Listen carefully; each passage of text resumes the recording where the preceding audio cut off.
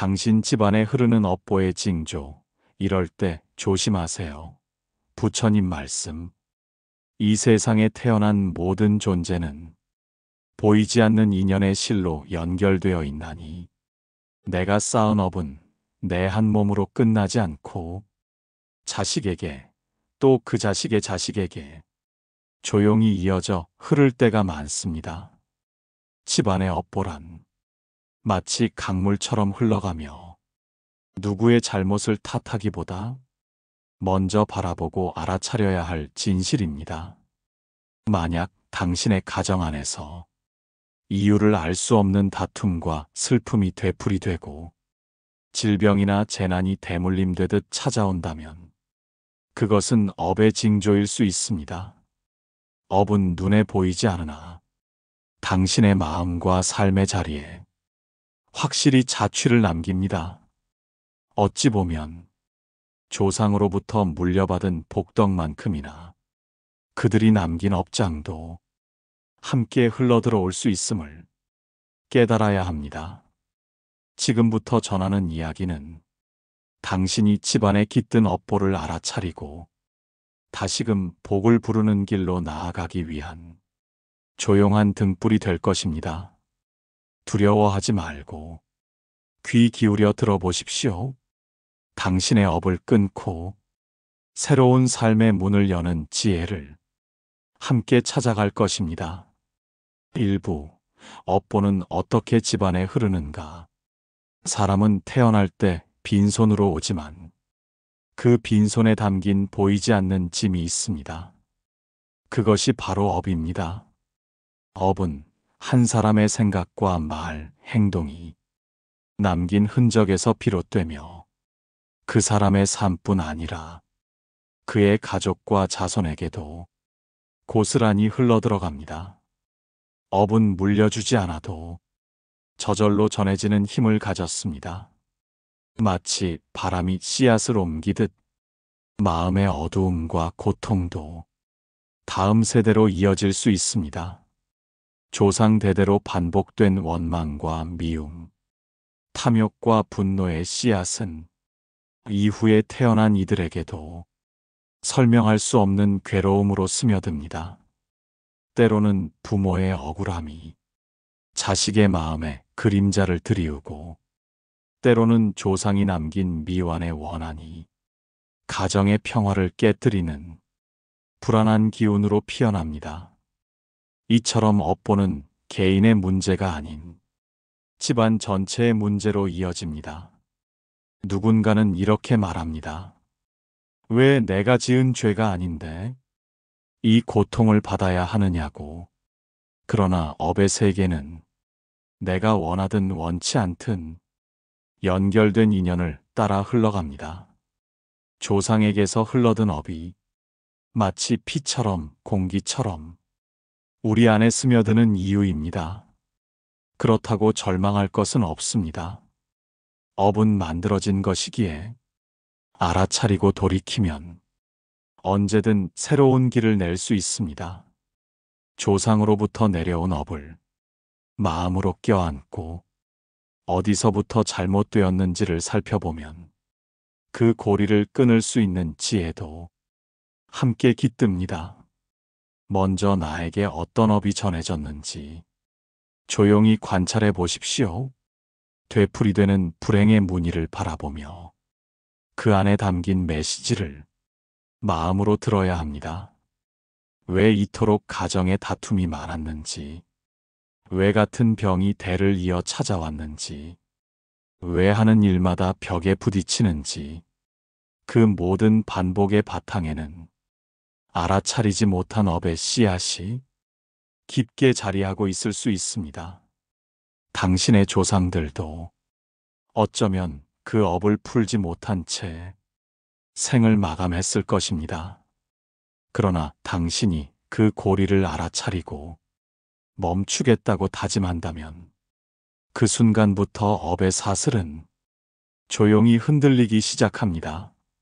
업이란 깨닫고 나면 풀 수 있는 것입니다. 보지 않으면 무서운 그림자 같지만 마주보면 사라지는 안개와도 같습니다.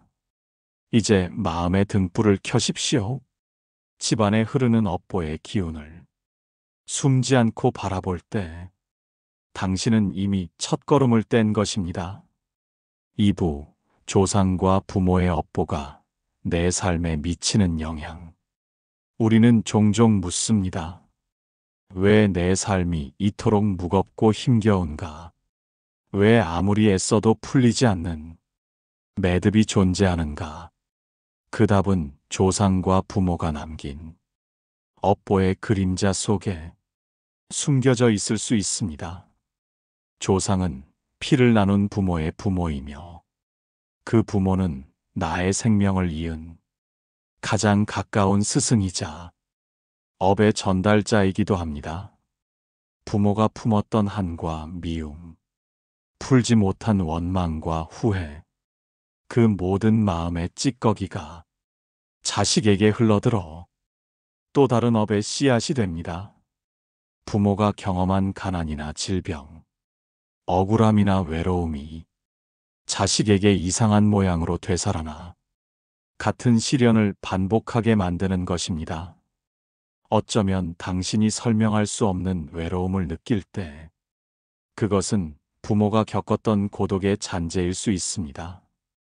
당신이 이유 없이 화를 잘 낸다면 그것은 조상이 쌓은 분노의 불씨가 당신의 마음을 빌어 타오르는 것일 수도 있습니다. 업은 대물림됩니다. 눈에 보이지 않으니 더욱 무섭습니다. 때로는 조상이나 부모가 살아온 삶을 돌아보면 당신이 지금 겪는 고통의 근원을 찾아낼 수 있습니다. 조상이 늘 싸움과 다툼으로 생을 마감했다면 그 기운은 가정의 평화를 깨뜨리는 업장으로 남을 수 있습니다. 부모가 삶을 원망하며 분노에 휩싸여 살았다면 그 업은 자식의 마음을 통해 또 다른 형태로 반복됩니다. 하지만 조상과 부모의 업을 원망하기 전에 먼저 이해해야 합니다.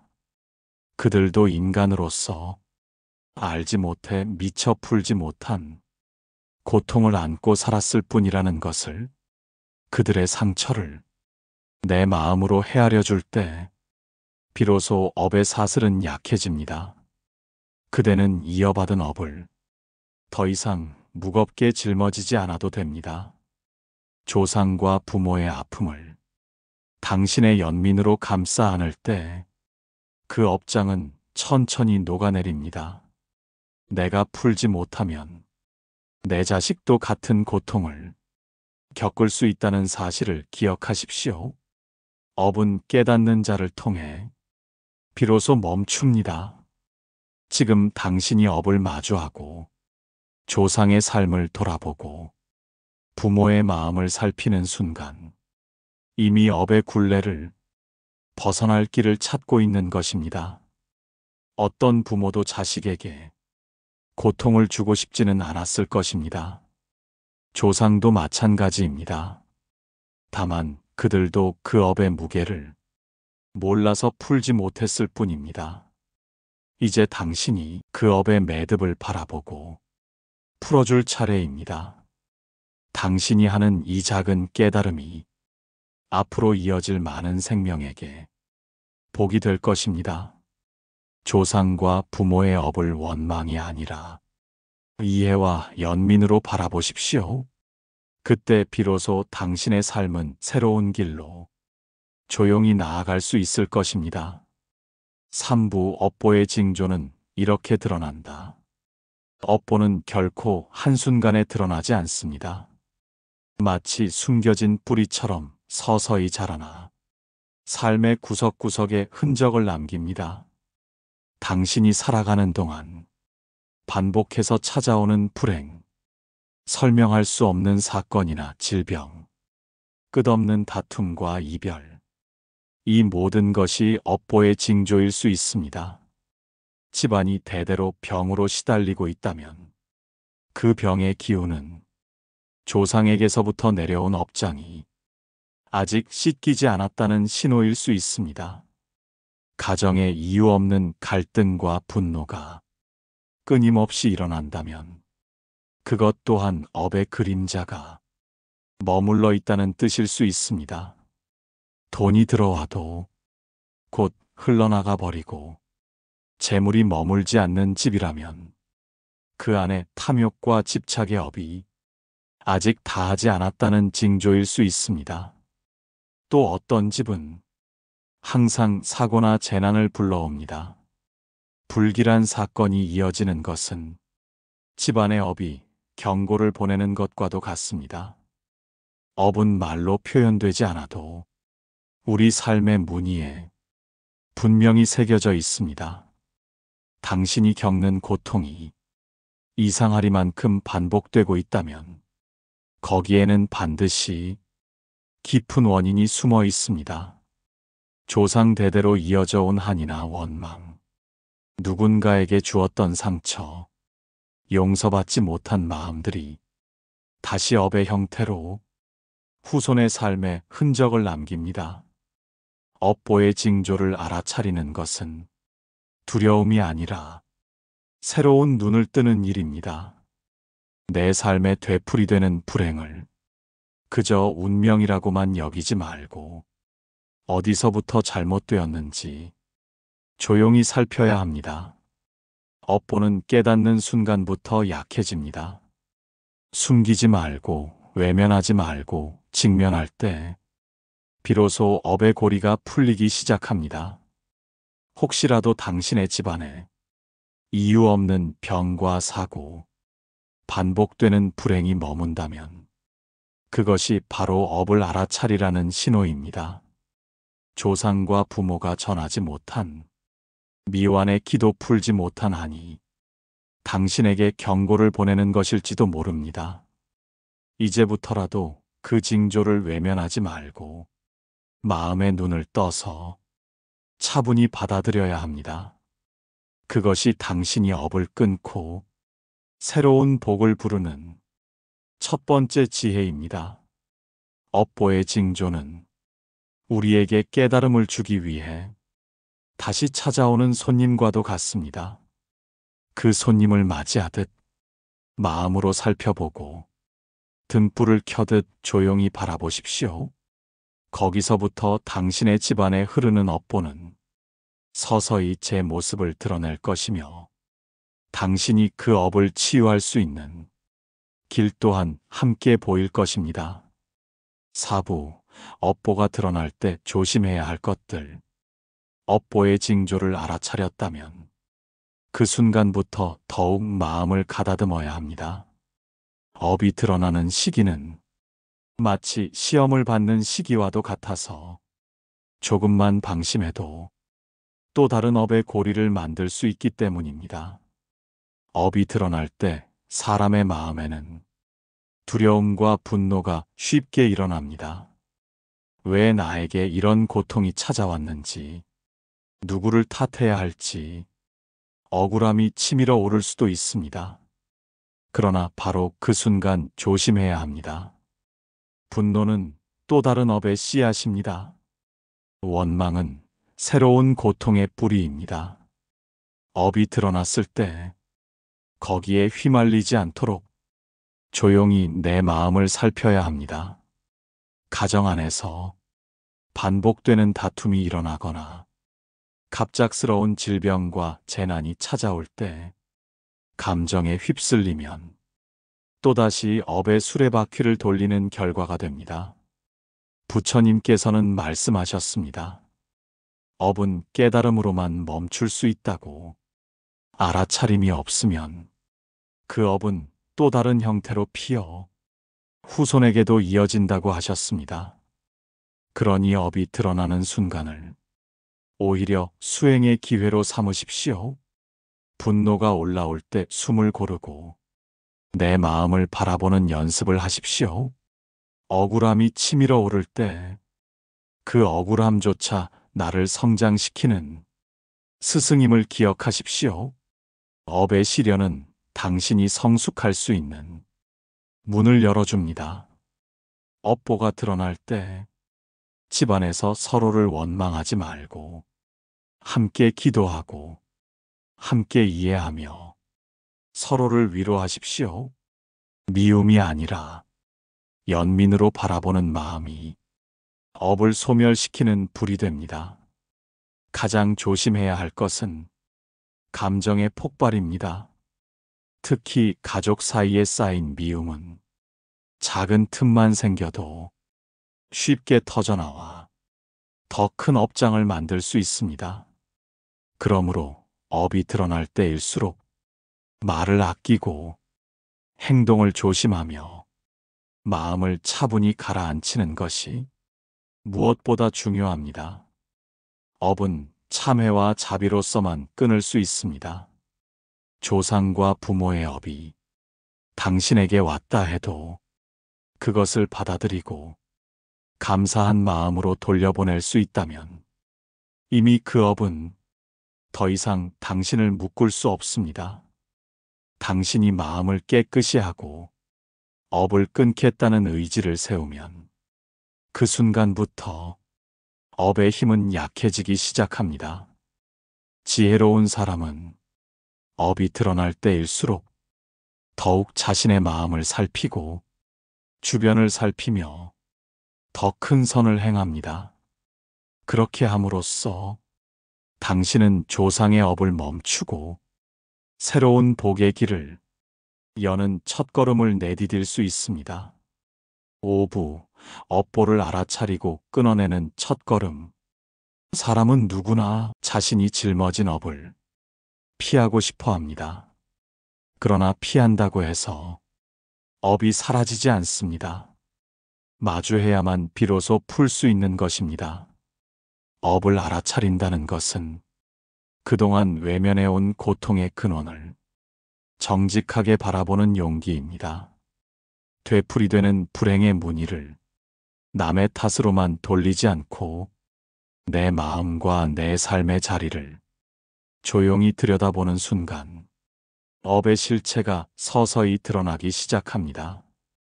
먼저 당신의 집안에 어떤 반복된 아픔이 있었는지 살펴보십시오.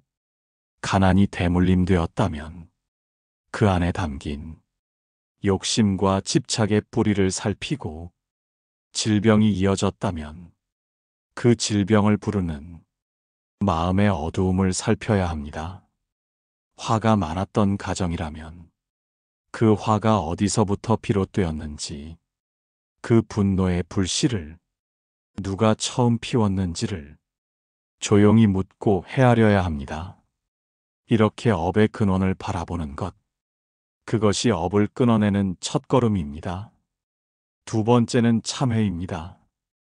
조상과 부모가 남긴 업을 그대로 이어받았다 해도 당신은 그 업을 대신 씻어낼 수 있는 마음의 주인입니다. 조상을 원망하기보다는 그들도 어쩔 수 없었다는 연민의 마음을 내어 참회의 기도를 올려야 합니다. 그 기도는 당신의 마음을 밝히는 등불이 되고 조상과 부모의 업까지도 조용히 녹여낼 것입니다. 세 번째는 자비입니다. 업을 끊으려면 결국 사랑이 필요합니다. 미워했던 사람을 용서하고 나를 아프게 한 사람을 연민으로 바라볼 수 있다면 그 순간부터 업의 고리는 약해집니다. 자비는 가장 강한 업 소멸의 불입니다. 당신이 자비로운 마음으로 조상과 부모의 아픔을 껴안고 그들을 이해하려 한다면 그 업은 더 이상 당신을 괴롭히지 못합니다. 마지막으로 깨달음을 잊지 마십시오. 업은 어리석음에서 생겨납니다. 마음을 밝히는 지혜가 없으면 같은 실수를 반복하게 됩니다. 늘 깨어있는 마음으로 자신의 말과 행동을 살피고 좋은 씨앗을 뿌리는 삶을 이어가야 합니다. 그렇게 할 때 당신의 집안은 어두운 업보의 강을 건너 새로운 복의 길을 걸을 수 있을 것입니다. 6부, 집안의 업을 치유하고 정화하는 수행.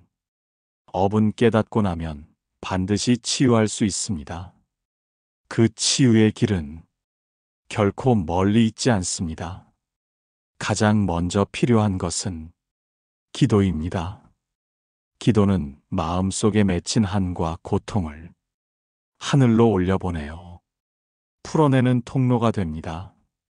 조상의 업을 대신 씻어내겠다는 간절한 마음으로 부처님의 이름을 부르고 조용히 두 손을 모으십시오. 그 기도가 당신의 마음을 맑게 하고 조상과 부모의 어두운 업장까지 함께 녹여낼 것입니다. 다음은 참회입니다. 참회란 스스로의 허물뿐 아니라 조상과 부모가 남긴 허물까지 마음으로 받아들이고 용서하는 것입니다. 조상에게 미처 다하지 못한 공경과 효심을 되새기며 그들의 잘못까지 함께 참회하는 마음을 내보십시오. 그 마음이 집안에 얽힌 업의 매듭을 천천히 풀어낼 것입니다. 또 하나 자비를 실천하는 삶입니다. 자비는 행동으로 이어질 때 가장 큰 업 소멸의 힘을 발휘합니다. 가족 안에서 미워했던 사람을 이해하고 서로를 위로하며 원망을 내려놓는 것. 이것이 바로 가장 깊은 자비의 실천입니다. 자비로운 말 한마디, 따뜻한 손길, 작은 선행이 집안에 흐르는 업보의 어둠을 밝히는 등불이 됩니다. 마지막으로 공덕을 쌓으십시오. 공덕은 선을 실천하여 쌓은 빛이며 업장을 씻어내는 가장 밝은 에너지입니다. 어려운 이웃을 돕거나 작은 보시라도 기쁜 마음으로 실천한다면 그 공덕이 집안의 업을 정화하는 강물이 되어 흐를 것입니다. 기도와 참회, 자비와 공덕, 이 네 가지는 집안의 업을 치유하고 새로운 복을 불러오는 네 개의 기둥입니다. 매일매일 작은 기도라도 놓치지 말고 마음을 살펴보며 조상과 부모의 아픔까지 껴안는 자비로운 시선을 지니십시오. 그렇게 하면 당신의 삶뿐 아니라 당신의 자식, 그 자식의 자식까지 밝은 길을 걸을 수 있을 것입니다. 7부, 새로운 복을 불러오는 삶으로 나아가기. 업을 알아차리고 그 고리를 끊어내는 사람에게는 새로운 길이 열립니다. 그 길은 두렵고 막막해 보이지만 사실은 가장 자유롭고 밝은 길입니다. 당신이 업을 치유하고 조상의 한을 풀어냈다면 이제는 새로운 복을 부르는 삶으로 나아가야 합니다. 복이 깃드는 삶은 결국 선한 씨앗을 심는 삶입니다. 선한 마음으로 선한 말을 하고 선한 행동을 이어가는 것. 이 단순한 원리가 당신의 가정을 밝게 바꾸고 다음 세대까지 평화롭게 만드는 힘이 됩니다. 어떤 마음을 먹는가, 어떤 말을 전하는가, 어떤 행동을 실천하는가. 이 세 가지를 항상 살피십시오. 그 마음이 복의 씨앗이 되고 그 말이 복의 바람이 되며 그 행동이 복의 열매를 맺게 됩니다. 또한 업장을 두려워하지 마십시오. 업을 깨닫고 멈추게 한 당신에게 더 이상 업은 장애가 되지 못합니다. 업은 오히려 당신이 지혜를 얻는 가장 큰 스승이 되어줄 것입니다. 그 스승을 통해 배운 것을 자손에게 전해주고 마음을 맑게 하는 법을 함께 나눈다면 당신의 집안은 오랫동안 복의 강물 속에서 흐를 수 있을 것입니다. 복을 부르는 삶이란 결국 사랑과 이해로 가득 찬 삶입니다. 미움을 내려놓고 작은 것에 감사하며 오늘의 행복을 귀하게 여기는 마음. 그것이 바로 새로운 복을 맞이하는 가장 좋은 자세입니다. 그리고 잊지 마십시오.